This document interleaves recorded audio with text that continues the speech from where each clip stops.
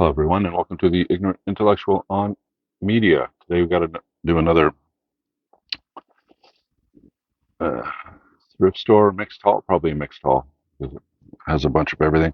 Um, I've purchased a lot uh, since my last video a few days ago, so I'm breaking it up into things. So first, I'm going to do the stuff that I know. Now, what I've been doing is been kind of changing my philosophy when it comes to these videos. I would The main point of it was just to show what I bought or whatever, right? And then with each one, give a little blurb on each one. But a lot of the times I haven't seen it, so I give a blurb because I've done the research or whatever and know what the movie or the book is about. But when it comes to movies, I'm getting more and more into. I want to watch the movie before I do a video on it. So, but the problem with that is, movies like 90 minutes to 2 hours long. And let's say I go out and I buy 20 movies, that's a large chunk of time before I can do a video, let's say a thrift store haul of it. But um, I'm gonna try to do that is uh, watch more of them, and that way I'm more informed when I'm doing these videos. But we'll see how it goes. But what I've done right now is I've probably got enough for maybe 3 or 4 videos of 30 minutes to an hour long. So I don't want to go through it all the stuff that I've picked up in the last week or so, um, because that video is going to take so long. So what I thought was, while I'm watching the movies that I'm going to review, um, I'll pick different sections, different pieces of media that I've already seen, and then I'll get those out of the way in a video, and then that'll leave some space on my desk and give me a bit of time to uh, watch some other of the movies or read the books or whatever. All right. So we got a bunch of stuff here now. It's not like we have a little bit of stuff. So let's get through it. All right. So first up is George Orwell's 1984. This one um, and Brave New World by Huxley are probably the two greatest dystopian novels in the world. You have We by the Russian author that has a name that is very difficult. W-E, We. That's difficult to pronounce. Starts with a Z, but there's that one. There's The Handmaid's Tale by Margaret Atwood is another one, and there's, you know, uh, Fahrenheit 451 by Ray Bradbury. That one that turned into a movie.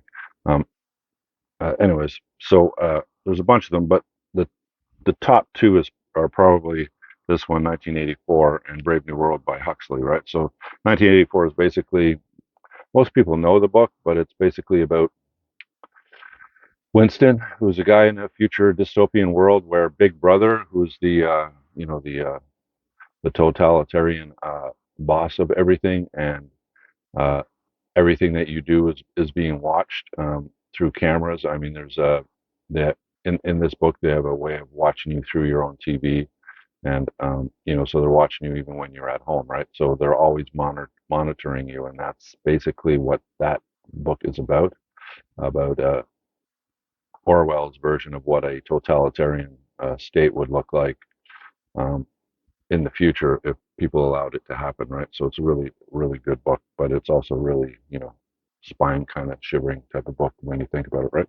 All right. So next up is another great book. So Orwell, 1984, one of the greatest novels of the 20th century, and so is this one, Kurt Vonnegut's Slaughterhouse-Five. This one is basically an anti-war novel, but it basically has uh, the uh, the protagonist um, going through the firebombing, the bombing of Dresden during World War One. Is it World War One or World War Two?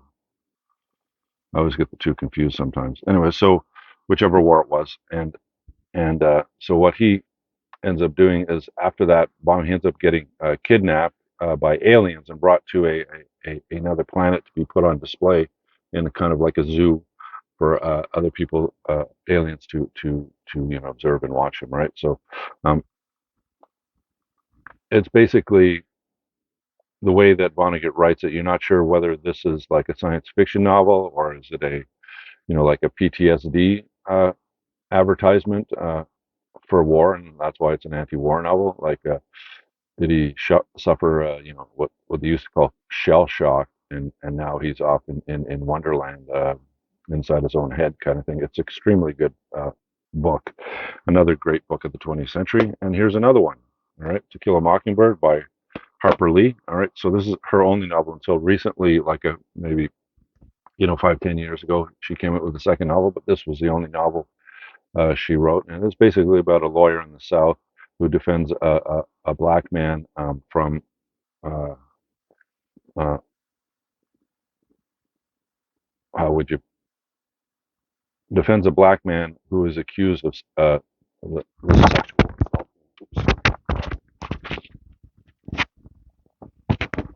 the sexual assault of a white woman, right? And basically, it shows you what the pecking order is in the United States in the South when it comes to human beings, right? So you have like the established white lawyer, and then you have the black man accused of rape, but he's below even the white, quote unquote, white trash of the town who lie and steal and everything else. But just because he's black, he could be like the moral equal of the greatest white person on the planet. But just because he's black, he's um, considered lower than even the scummiest white person, right? So, anyways, it goes through that kind of thing, and Atticus Finch, who is the lawyer, the white lawyer defending the black man, you know, uh, puts that up front and center in the trial, and Harper Lee puts race relations up front in her book. All right, so that's To Kill a Mockingbird. Next up is the 1925 book, Ernest Hemingway's In Our Time. It was put in with the rest. I haven't read this one yet, so I'm not going to say much about it. It's just Hemingway is one of the great authors of the 20th century. And another great book of the 20th century, which is The Catcher in the Rye, which is basically the poster child for teen angst. It's about Holden Caulfield, the main character in the book, where he, flutters through life, thinking that everything's all fake, and adults are disingenuous, and the world sucks, and all that kind of thing. And it was a big novel back when I was in high school in the 80s and the 70s back then. So it still resonates now. People still read the book a lot, and it's really Salinger's only great work. He has Frankie and Zooey and some other minor stuff. This is his main book. That if you want to read Salinger, that's the book that you read. All right, that's Catcher in the Rye. And the next up is the Nobel Prize writer Toni Morrison and Beloved. This is basically a book about slavery and how a woman, after uh, she becomes a free woman, a black woman, all the trials and tribulations that she ends up going through because of the way the United States culture and environment was at the time of that, right? So it's one of the big. You could argue this could be the greatest American novel of all time, up there with any of Hemingway's work or Faulkner's or any of those guys, right? It's an extremely good book. All right. Next up after that is Jane Eyre by Charlotte Bronte. Now this is part of the New York Public Library collector's editions. There's a whole group of them that are very similar. So maybe you would want to collect those and have them on a shelf as a display. It's all classic literature, but basically Jane Eyre was one of the great 19th century novels about Jane Eyre and her life. All right, and last but not least of all the books is my argument for maybe the greatest children's novel of all time, and that's Charlotte's Web. Um, it Well, there's James and the Giant Peach. There's Charlie and the Chocolate Factory. So there's the doll books, and there's her books, and there's some Indian in the Cupboard is another really good children's novel. But there's so many great Treasure Island, right? So, but Charlotte's Web, it was written in the 50s or published in the 50s, and basically not only is it a really good story, but it's a morality story, or like a quote unquote real life story. Basically, if you read this to your child, you will introduce him to what deep, deep friendship is about and the love of other people. But you're also going to teach him or her about death. All right. But it's, I don't know if you could call any type of death positive, but it's put in a way that isn't, uh, your child's probably going to be sad uh, after reading this book because she or he is going to be introduced, to death because one of the main characters dies, right? But it's a circle of life kind of thing. It's a movement forward of life that everything lives, has their life, and then dies, and then that's a good thing. That's the way that everything is supposed to work. That White introduces to your child. So if you read this book to your child, um, you're going to introduce them to, like the circle of life or the movement of life. Uh, how one generation takes over from another generation kind of idea, right? So it's an extremely good book, and if you haven't read it, even if you just read it, it's extremely good book just for you to read, right? But it's really good. I read this to my son, and yeah, it was a positive experience. All right, so that's Charlotte's Web. All right, now we're going to move on to the movies. All right, first up is Purple Rain. I have this on DVD, but I don't have it on Blu-ray. I'm not sure if I. So uh, so now I have it on Blu-ray. Basically, the attraction to this isn't really the acting ability of Prince. It's basically the music in it with him and there's another competitor uh, in it, and there's a lot of uh, you know, stage shows of them performing. Right, it's extremely good. And there's he's called the Kid or whatever Prince is, and he has got like an abusive father and da da da, and then he dates this really beautiful girl or whatever, and then all this, it's kind of amateurish in a way, but what is really good in it is you get to see Prince on stage play all the music from Purple Rain on stage, and that's the attraction to it. So uh, that is Purple Rain. Next up is Monty Python and the Holy Grail. I have this on DVD. Now I have it on Blu-ray again. You're going to notice a pattern of all the Blu-rays that I'm picking up. Most of the time, I'm replacing my DVDs with the Blu-rays. The Holy Grail, the Monty Python Flying Circus is, just in English the language. I don't know. Is there any troupe that's even funny? Benny Hill was kind of funny, but that was kind of sexist. Uh, like SCTV in Canada and the United States, Saturday Night Live, those kind of things, National Lampoon. But I think Monty Python probably stands above all of those when it comes to humor. And their movies, The Holy Grail, Life of Brian, and The Meaning of Life, are extremely funny. You should pick all three of them up and watch them. This one obviously is about, the Knights of the Round Table going to search for the Holy Grail, right? It's quite funny. All right, so next up after that is a Blu-ray two-pack, and that is it's a Rambo, which is the last, if I remember correctly, the last of the Rambo films, and then they throw in um, the first Rambo film, which was called First Blood, and that First Blood, that along with Rocky are Sylvester Stallone's two greatest movies. You don't have to watch all the Rockies. You don't have to watch all the Rambo films. You just have to watch the the first one of each, and the rest. If you enjoy the first one, then you watch the other ones, but none of them compare to obviously the first ones. And uh, First Blood is basically, he's a Vietnam vet, and he's back in the United States, and he's traveling, going to search for buddies because all of his buddies have died or whatever, whether it's from Agent Orange or other things. He ends up coming into a small town, and the sheriff or the police department do not like wanderers into their nice, quiet, small town. And then there's a big confrontation between him and the police chief and his deputies, right? And let's say it goes to the extreme, all right? And it's extremely uh, good film. The part when the general or the colonel and him are in the store, and he's talking about his friends being blown apart in front of him and everything, is a pretty powerful scene. Uh, and so was Rocky. Rocky was extremely good. So this one I picked up because I didn't have Rambo, the last one, so now I do.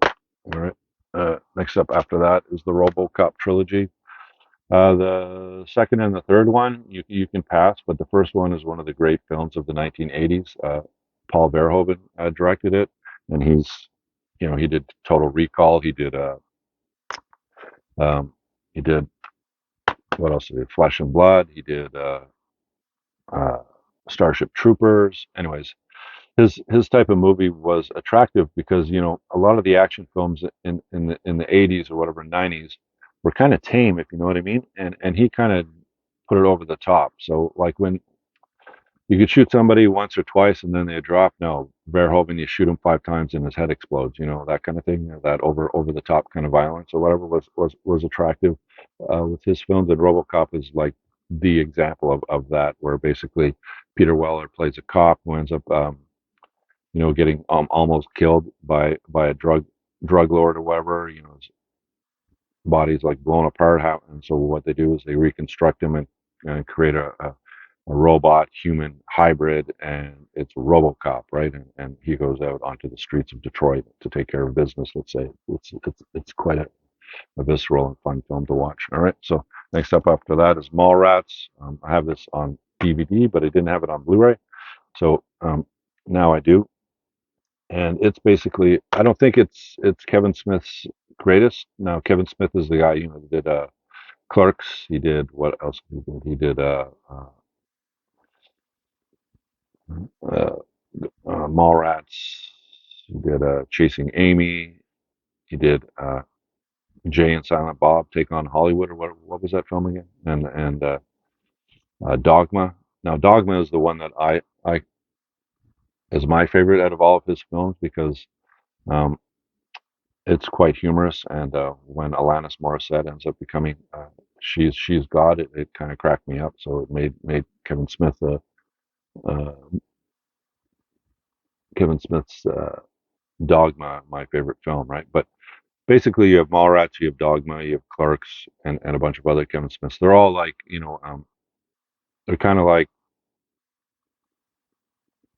uh, they're charming and funny, but they're not, let's say, cerebral in any way. They're just fun, right? So this Mallrats is just about two friends who end up hanging out in the mall because one of the friends ended up having his girlfriend break up with him or whatever, right? So they go out to the mall, and it's uh, it's quite funny, all right.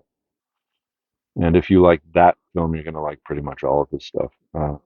Criterion thinks he's good enough to have an entry, and Chasing Amy was the entry they put into the Criterion collection for Kevin Smith. But I think Mallrats is probably better, and Dogma is probably better because it's more, Clerks. It's all, it's that Kevin Smith humor kind of thing, right? So, all right, so that's Mallrats. After that is again another movie that I have on DVD, but I didn't have it on Blu-ray. So here's the 25th anniversary of Schindler's List, which is basically about Oscar Schindler, who during World War II had a factory to make, metal pots, like stuff for the war or whatever. And what he did was he convinced the Nazis, because he was a businessman, he wasn't really a Nazi. Um, he didn't agree with that kind of ideology. So what he did was he hired um, Jewish people in his factory to work in his factory, and as long as a Jew had a purpose uh, in the war machine, they ended up living. So he ended up saving like hundreds of Jewish people from Auschwitz and that kind of thing. So they made, Steven Spielberg made a movie about it. All right. So next up after that is I have many of these films, and I have the Clint Eastwood collection on DVD, but the Dirty Harry collection on DVD, but I didn't have it on Blu-ray, so now I do. And this is basically all 5 films. There's 5 of them, right? If I remember correctly. One, two, three, yeah, five. Five Dirty Harry films. The first 3 are the ones that you want to watch. The next ones were kind of revisited. You know how Hollywood is, right? They'll maybe do one movie and it's a one-off. It's they're not really planning on others, right? They just want to do one, and then because it's so popular, say, hey, let's do a sequel to it, and then they'll do a sequel.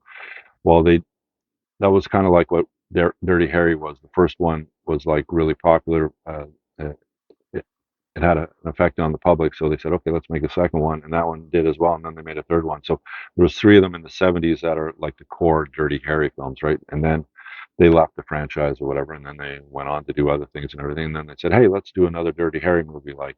And then that's when they end up doing what was the sudden impact, and then they did the Deadpool after that. So this was in the '80s or whatever, right? So anyway, so the core three are the three from the '70s are probably the best. The other ones are okay. They're just kind of like, I don't know, it's kind of passe by the time those films came out.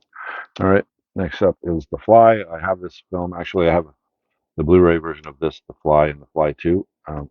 But this guy was selling this thing for $1. So when I was buying the other ones, I said I might as well pick this one up as well. It's new. It's still in its packaging, so I have it already. So I'll just resell it. But basically, if you haven't seen The Fly, you should really see it. It's one of the great horror films, directed by David Cronenberg, um, starring what was his name?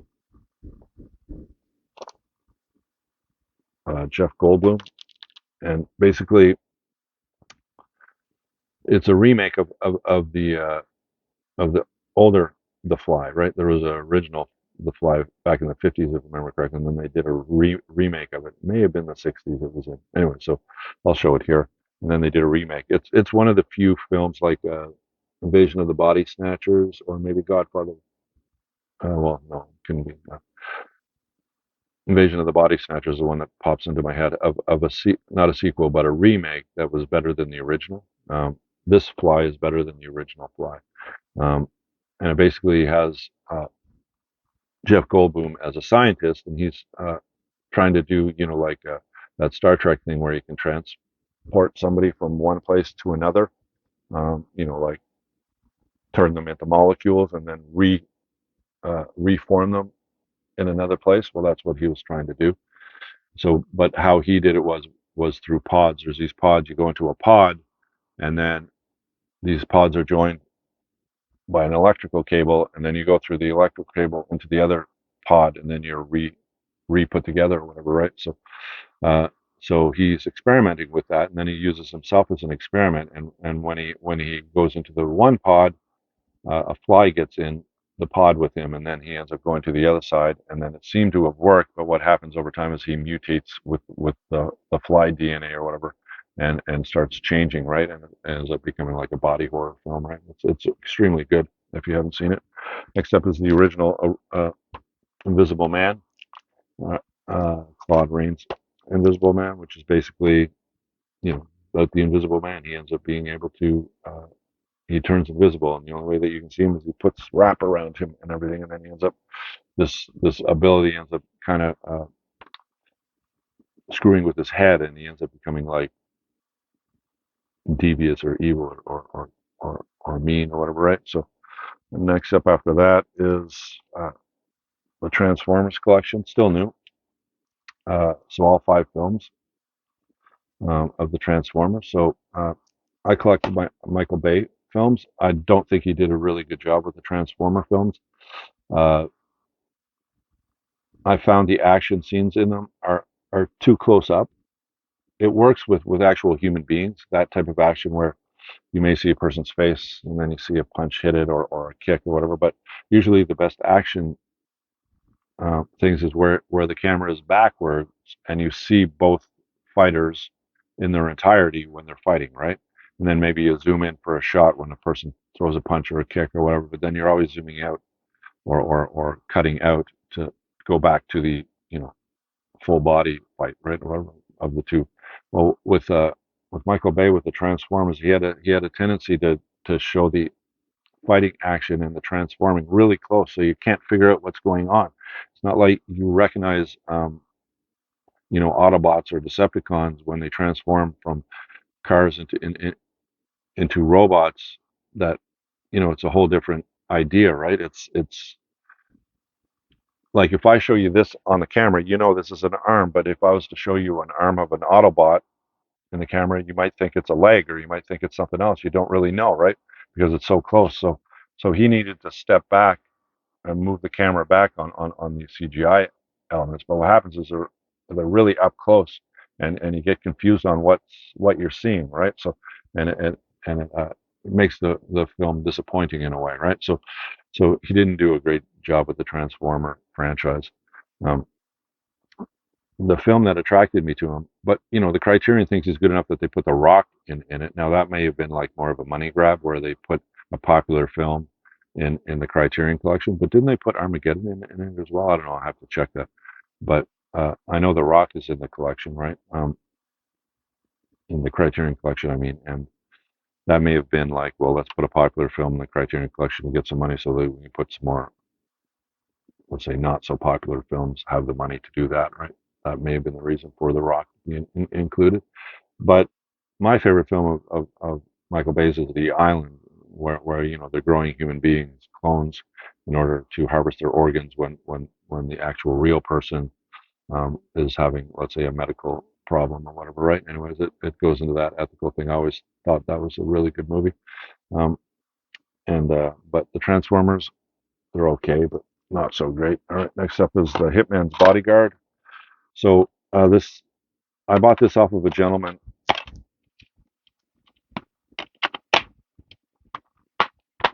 who had a Doctor Who collection of um, the two doctors before the woman doctor. There was two doctors that had all the episodes of those two doctors, Tennant, and I can't remember the other guy. Um, I would have to go looking for it. But anyways, he was selling that plus like nine other DVDs for like $10 or whatever, right? But it was the Doctor Who ones that I wanted, so I bought the rest of them just to get this was one of them. This is an okay film. I've seen it. It's nothing great. There was a sequel to it, um, but it just came along with the collection. All right. And then the Green Book. This one you should watch. This was a good film. Basically, he ends up being a black man with some money, and he hires him as his driver or chauffeur or whatever, right? And he's like an Italian racist, right? Viggo Mortensen. He really he plays that role extremely well.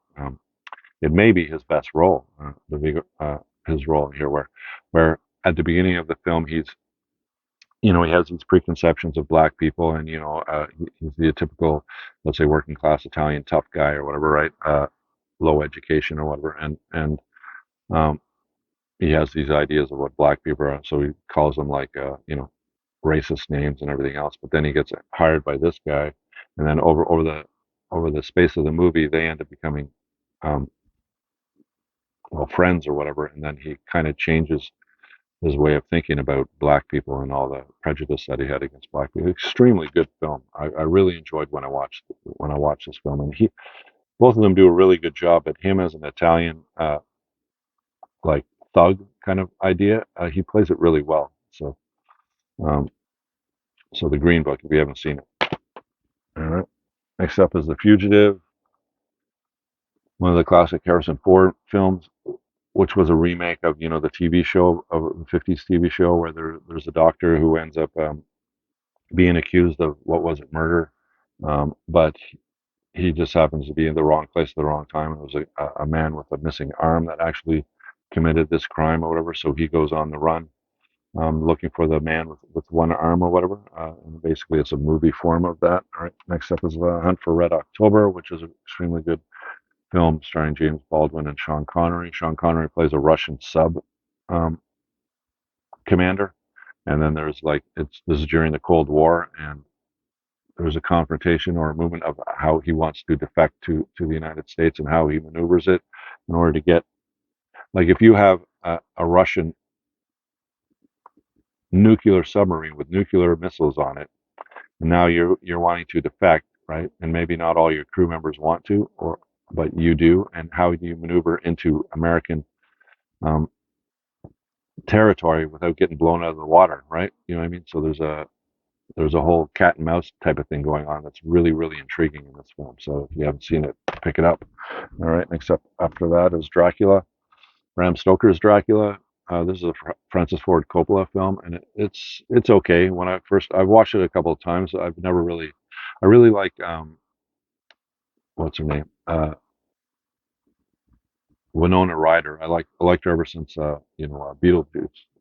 Beetlejuice, Edward Scissorhands, right? Um, I always thought I liked her quirkiness as an actress or actor or whatever, right? So that's what attracted me to this, and of course, Apocalypse Now and The Godfather. You got to pick up Bram Stoker's Dracula. See how Coppola ends up doing a Dracula film, and this is more of a gothic type of, more along the lines of the actual book itself rather than you know a modern version of it. It's kind of more of a gothic type of feel to it. So uh, you may like it. I'm not sure. Next up I've had is The Birds. This is probably my favorite Hitchcock film. Uh, the first time I watched this film, uh, I have this on DVD, but I don't have it on Blu-ray. That's why I got it. And it's still in its packaging, right? So anyway,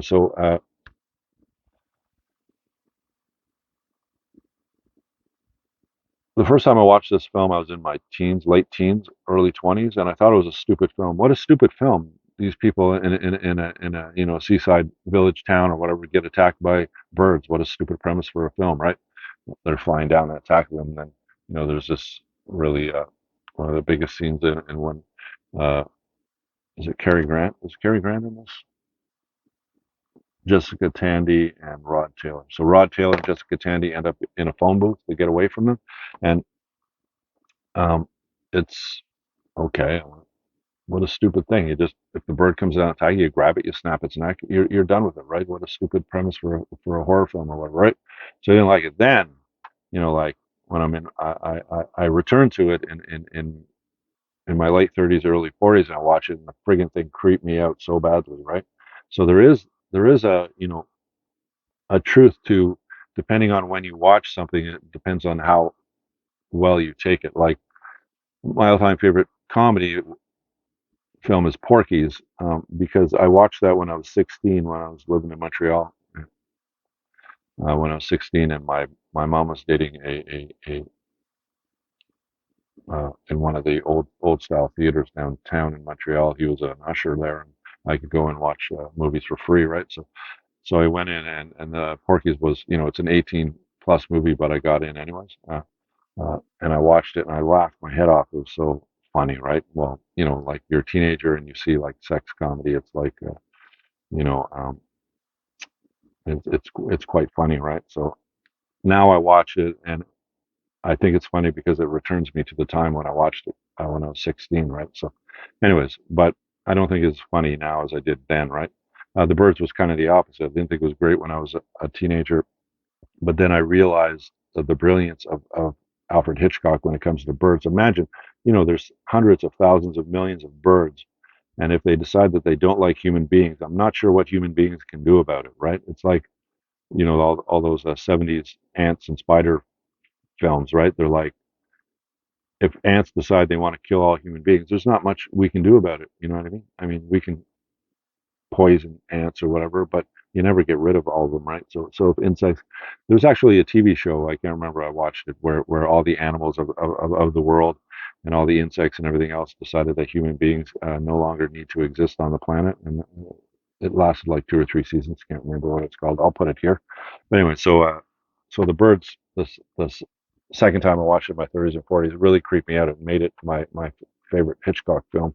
All right, next up after that is Exotica. So I don't know if you've watched my previous videos, but I've always talked about this film by Adam McGowan as my all-time favorite Canadian film. All right, and I was looking for it for years, even just on DVD like this, right? And then Criterion put it out. I think it was number 1150 in the collection, and I got that for, I can't remember, Christmas or my birthday. Um, but it was like $50 to get it, but I really wanted it on Blu-ray. Well, I just wanted it, right? It happened to be on Blu-ray from the Criterion collection. Then, what's been like 6 months later, I finally find it, and it was from the same guy that I picked up this other stuff. I said, "Oh, I might as well pick this up because I was looking for it for such a long time, even though I have it as a Criterion, right?"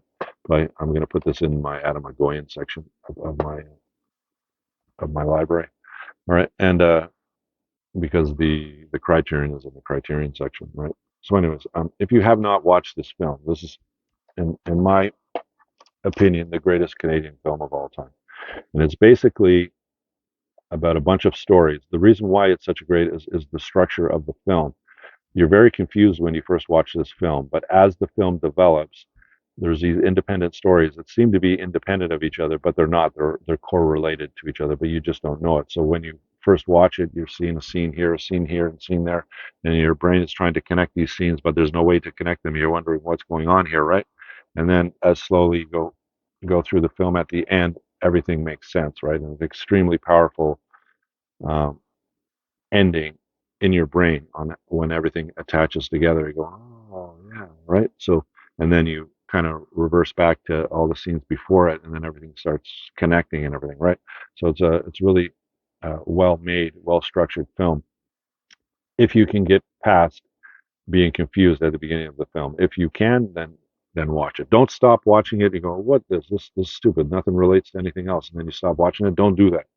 Just continue watching it till the end. You go, ah, and this is a film, the perfect film where you watch it once and you have an experience with it, and then now that you know the ending of it, you go back and you watch it again, um, and you watch everything, and you already know how they all connect together, and then it makes a whole different film. It makes a whole new experience of the film. So it's a film that you're going to watch twice, and you'll get a different experience from each one of them, right? So extremely, extremely good film if you have not watched it. All right. So Exotica and Adam are going film. All right. Next up after that is the Darkman trilogy. I picked this up because Sam Raimi, of Spider-Man and Evil Dead fame, did did the first in this series. These are not very good films. All right, Raimi kind of probably the first one is the best. It stars Liam Neeson, right, as the Dark Man. A scientist who's developing uh, like artificial skin for, let's say, burn victims or whatever that they can, but for some reason the skin will only stay molecularly together for 99 minutes, and then it kind of breaks apart and turns into a goo or whatever, right? So he's working on that, and then his wife ends up getting involved with these mobsters or whatever, not intentionally or anything. She's a reporter or whatever, and then he ends up getting attacked by these mobsters and end up turning into the Dark Man because his body was burned and everything. They blew up his lab and everything, right? And then he decides to take revenge on them. The second one is basically the same thing. The bad guy in the first one is the bad guy, and that Durant is his name in the second one, and the Dark Man takes him on because he survives the first film, right? And then the third film is uh, about another mob guy or whatever that Darkman takes on. But the films are they're cartoonish, right? But they're meant to be that way. That's how Raimi set everything up, was to make it seem like it's like a comic book type of idea, cartoon type of idea, but with a real life people. So it's got that kind of feel to it, but um, it gets boring watching them. I watched all three of them. And the first two films, what I've noticed most wasn't all the action or whatever, they are, I mean, there are some scenes where, this one guy has like some sort of rocket launcher or, a gun that shoots out like a rocket propelled gun or whatever.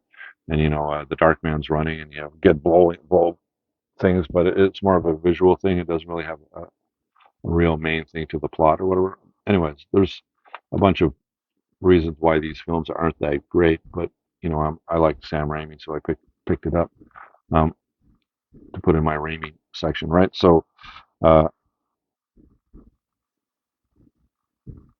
not very good films, but if you like cartoonish films, then at least watch the first one by Sam Raimi if you like Sam Raimi, right? All right. So next up after that is Norma Ray. This is probably Sally Field's greatest performance. A lot of people know her more along the lines of the films with Burt Reynolds, like the Cannonball Run. Was she in the Cannonball Run or Smoking the Bandit, that kind of thing? But extremely good actress. I think she won an Oscar for this role. She's basically a Southern girl who works in a factory, and she joins up with a union agitator who comes down south from the north, a Jewish guy, to unionize the workplace that she's in. It's yeah, I watched it.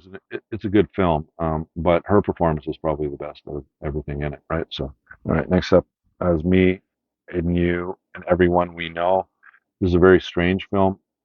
Um, it's also part of the Criterion Collection, if I remember, directed by Miranda July, who actually acts in. She's the main one of the main characters in it, and basically her character is the whole attraction to this film. It's very um, it's a bit controversial too because there's a sexuality in children, right? So there's a charming to it, but there's also like a creepiness kind of underlying some of this film, right?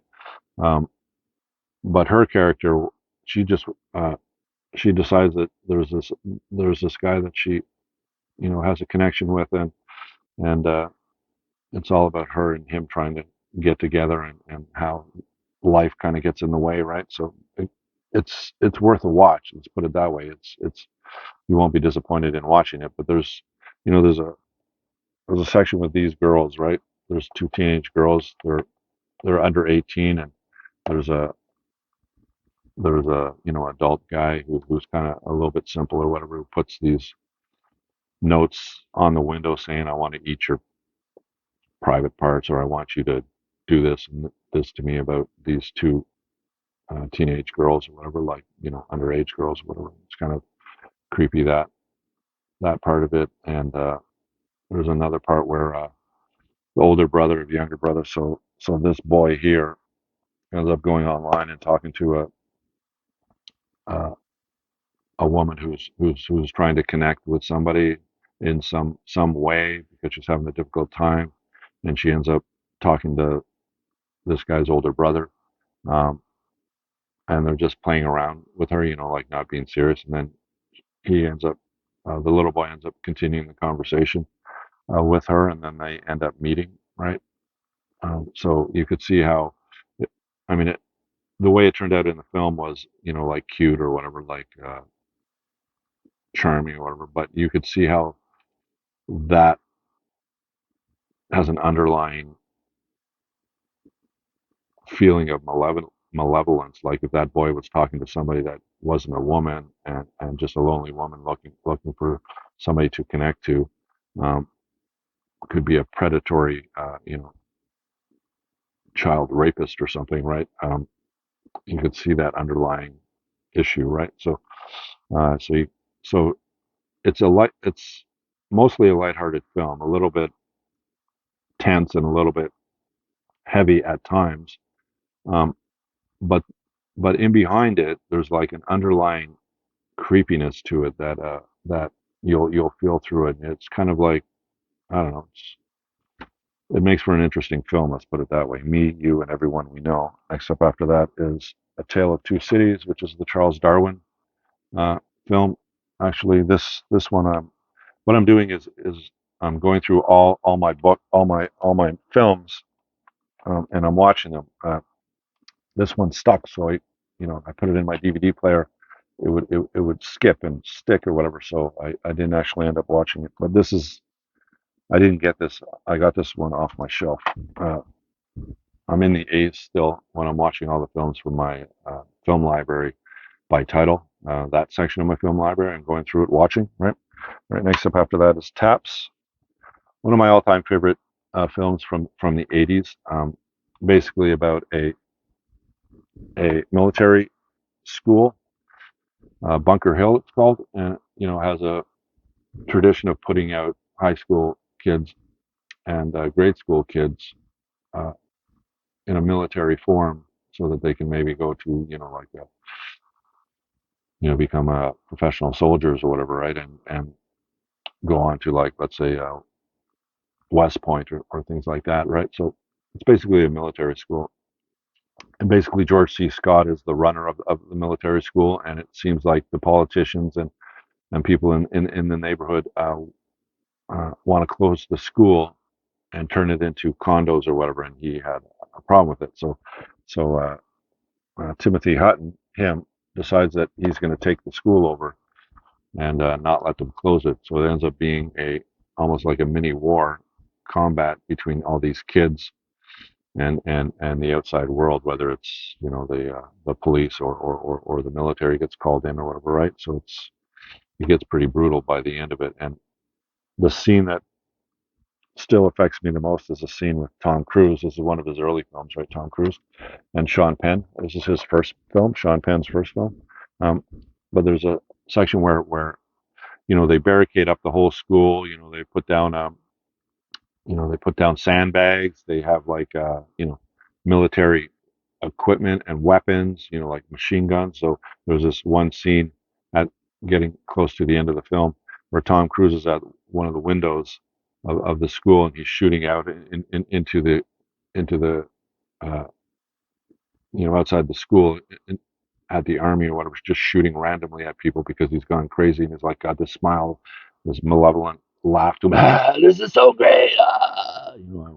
When I saw Tom Cruise as like this 16-year-old kid, it's like, whoa, that guy's a little bit psycho, right? He played a psycho really well. Right? Anyways, it's called Taps. And who directed this? Maurice Jarre. All right, so next up is The Adventures of Mark Twain, which basically is claymation as they call it. It's one of the great claymation films, right? I watched it.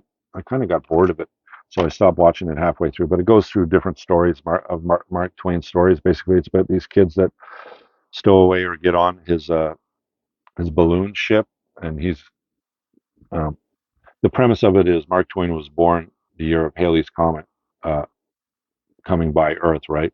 And then now he's in his 70s or whatever, and he's gonna get into basically a ship and go out and meet Halley's Comet. Uh, you know, full circle kind of thing. He's going to die or whatever, right? So along the way, he has these kids with him, and they go through different stories of Mark Twain to claymation, right? So um, next up, that is A Very Long Engagement. This is a very, very, very good film. Um, Jean-Pierre Jeunet is the one that directed it. He's also the one that did Amélie, right? And it's actually the same actress that in Amélie did this one. This is basically about uh, World War One. Yeah, World War One. So she is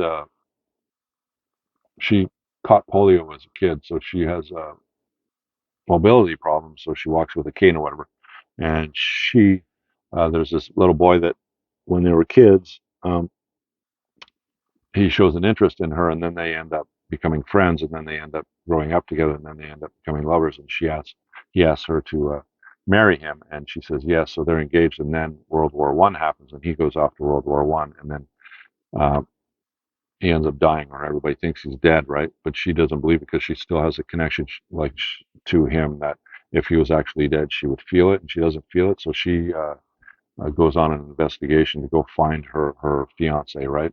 And the whole story is flashbacks of what happened to everybody and her going to search for her boyfriend. Extremely good film. Jeunet puts together an extremely well structured film and a little bit confusing at the beginning. Now it's in French, so you're going to be reading English subtitles, so that may have added a little bit to my confusion or whatever. But uh, he will put forth things that you won't understand until later on in the film. You go, okay, that's what that guy is. Like there's another girl, like a prostitute in this film, that ends up killing a guy. That's the one that and I'm going, why did she kill that guy? I don't understand why she killed that guy. But then like 20 minutes further into the film, that gets explained. Like, okay, right. So there is a bit of confusion when watching this film, but everything makes its way into understanding as the film goes along. So, all right. And lastly is The Taste of Honey, which is another one of the movies that I ended up um, watching because it's part of my library in the A's, right? So actually it shouldn't be in this one. All right, so that is everything. All right, so I hope you enjoyed the video. If you did, leave me a thumbs up. If you want to subscribe to my channel, go ahead. I would appreciate it, but no pressure. And I will talk to you in my next video. And you have a great day. All right, bye for now.